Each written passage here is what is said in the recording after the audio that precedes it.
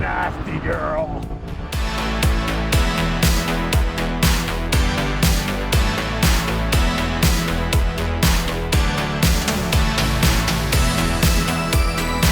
You're not going to see that many Lexus RCF track editions on the road because only about 50 examples of this car are destined for the North American market. Now, what exactly are you getting with the track edition package? Well, first of all, you'll be paying $122,000. Now, that's about $20,000 more than a BMW M4.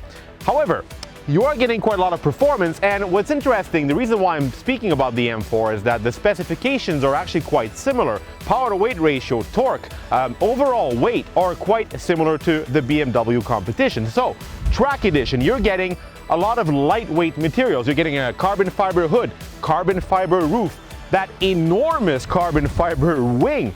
You got carbon ceramic brakes. Those are standard on the RCF track edition. The engine is still a 5-liter V8. It's good for 472 horsepower. That's 5 horsepower more than the standard RCF. Yes, 5 horsepower more. But the track edition story goes a lot further than just horsepower. Lexus went even further by adding hollow half shafts. There are forged 19-inch BBS wheels, which, according to Lexus, lower unsprung weight.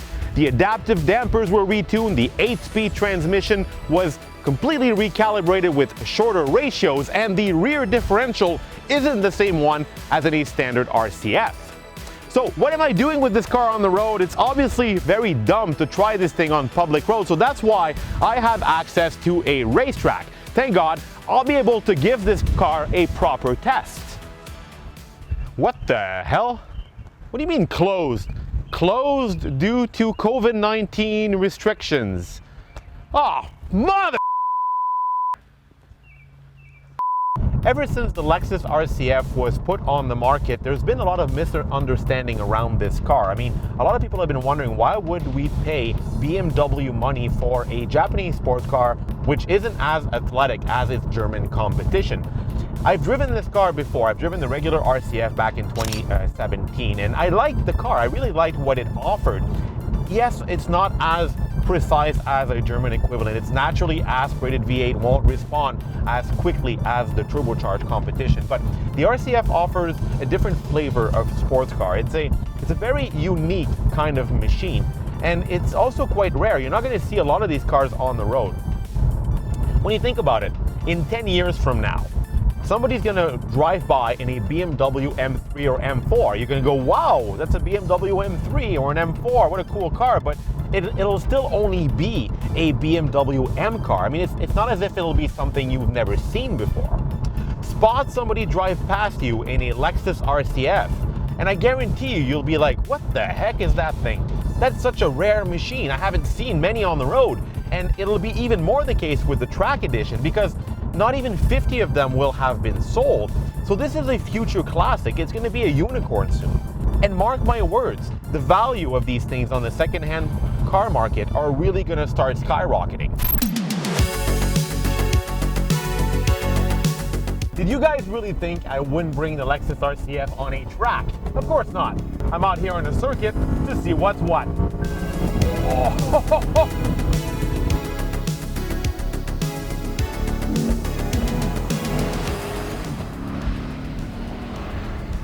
180, 190, 200 kilometers an hour on the brakes.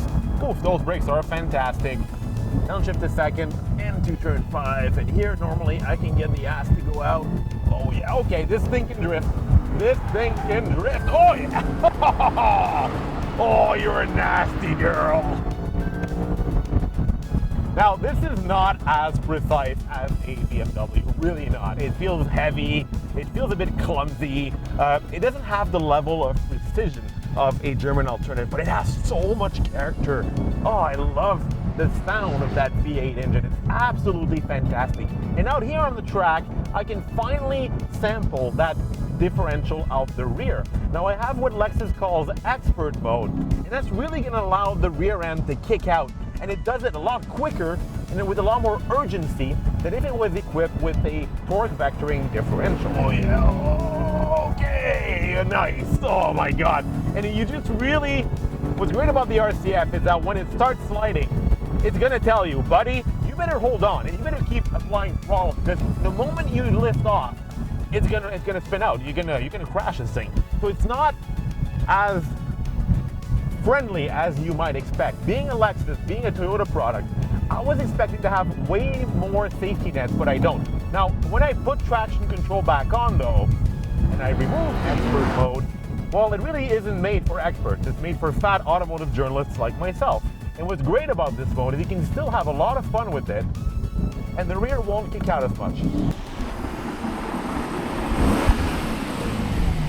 So the cabin inside a Lexus RCF Track Edition is, well, basically inspired from a standard RCF. What you're getting though is more red accents. You want red accents in a sports car now, don't you? I have nice suede materials on the door inserts. I got leather on the dashboard. These seats are so enveloping. They're unbelievably comfortable. I'm nice and snug in the cockpit. However, I've had a lot of difficulty finding a comfortable seating position in the car, especially with the steering wheel. I don't know why, but it was just always difficult to find the perfect steering angle with the way my seat is set up. Now, these seats are obviously positioned higher in the cabin because they're real racing seats. It's probably why. Now, build quality is impeccable. That's expected from a Lexus. Here in front of me, I have the drive modes, which allow me to alternate between normal, comfort, sport, sport plus, and expert modes when I remove traction control. What's also cool is that the interface changes on the gauge cluster. Now, this doesn't have the trick movable gauge pod like the standard RCF, but I am going to get different readouts. And what's also fun about this vehicle is that when the engine is cold, when the oil temperature is cold, it's not going to let you rev all the way to its 7,500 RPM redline. The red line will be limited to about 5,500 RPM. And when I took off this morning, it was quite cool to just see the red line slowly go up on the tachometer. Remember, this is something that the old BMW M3, the E46, would do. And it's just fun to see this in a modern Lexus. Now, for the rest of the infotainment system and all the controls, it's quite a disaster. That's been a problem with Lexus vehicles lately. Now, they're in the process of changing this with more modern offerings like the upcoming NX. But the RCF, being based on the RC, is still plagued with the old infotainment system. Now, what I mean is that the screen is not touch operated. That off the bat is a problem. So other car makers will solve this by offering a central mounted knob dial. Lexus offers you a trackpad, and that's when things really start falling apart. Trackpads have never worked in infotainment systems. Every car maker who has tried putting this has failed because it's just not precise. It's not intuitive. Now, what you're trying to do is you're going through the system with this little mouse type thing here. Even on laptops, you don't like trackpads. You'll prefer a standard mouse. But what I also don't like about it is that the interface itself is extremely cluttered. I'm trying to figure out what to do right now, and I don't even know how to get there. Earlier, a buddy of mine called me in the RCF, and it took me forever to answer the call. Just to get the touchpad to go over the answer the phone system was complicated. It offers you as well the possibility of displaying two information at once. You can have the satellite navigation on the left and the audio system on the right, but it's always changing. Even when you set it to your favorite setting, when you turn on the car again, it just defaults back to some other factory setting that you didn't ask for. It's a disaster. It's absolutely awful. I will say though that the RCF has one of the best sounding sound systems in this category. That's also what's fantastic about this machine. It's a track edition. Normally a track edition vehicle is stripped out from any amenities, but it's not the case with this vehicle. It's still a Lexus. When you're not beating the crap out of it on the track, you can enjoy it for being comfortable, quiet, smooth, and impeccably reliable. Okay, so to activate launch control in a Lexus RCF Track Edition, I have this gigantic launch button right here. So I press it, it says launch in the gauge cluster, traction control is off, and I just gauge it now with the brake and the gas. And we go. Okay, not bad. There was quite a lot of grip there. Oh. You gotta love that V8 engine. Listen to that thing rev. Whoa.